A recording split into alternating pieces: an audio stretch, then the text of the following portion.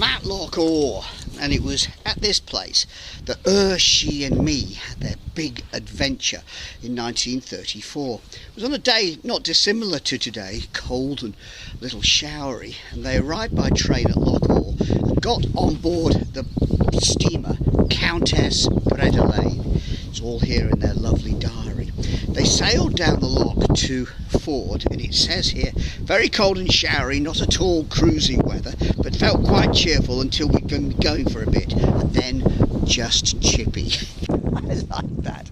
At Ford they got off to get warm, and they had tea and cakes and looked at the surroundings, the fir plantations. They're probably second generation fir plantations now, and then got on board the boat, come back to Port Sonnican, which is just over there.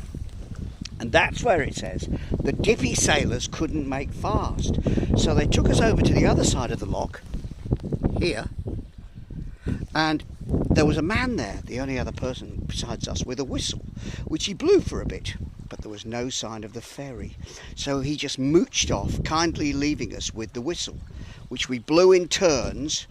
After at least 20 minutes, a man leapt into a rowing boat and started to come across the loch. It took ages because there was a huge swell on the water.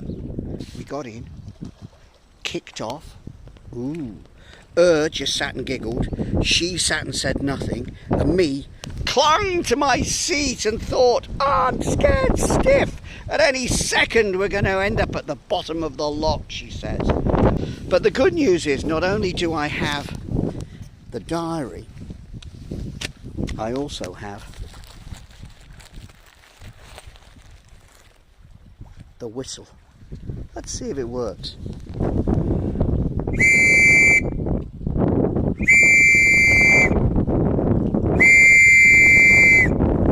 Makes a good sound. Can't see a boat coming yet. So they blew the whistle a bit more. And look, the ferryman arrived. Now in their diary they say they had a pink fit when they thought of one man rowing across the loch with 3 ladies and their ruckers. Well, now I've got Cliff. Alan. Did you hear me whistle? I didn't. Now. That's good. That would have been the size of the rowing boat. Well, it would be. Yeah. Bike's on board.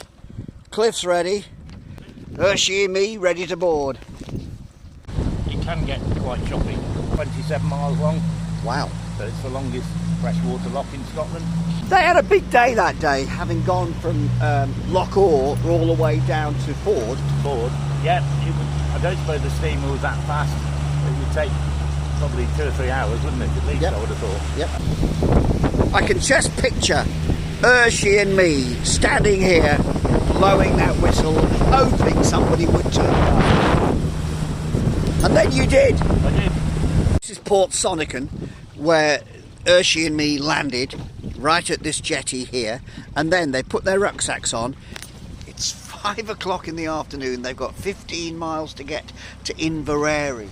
So they went up there, over the top, and they got there in 4 hours. We've got safely ashore on the other side. I've got she and me ready to head over the tops to Inverary. What a great adventure.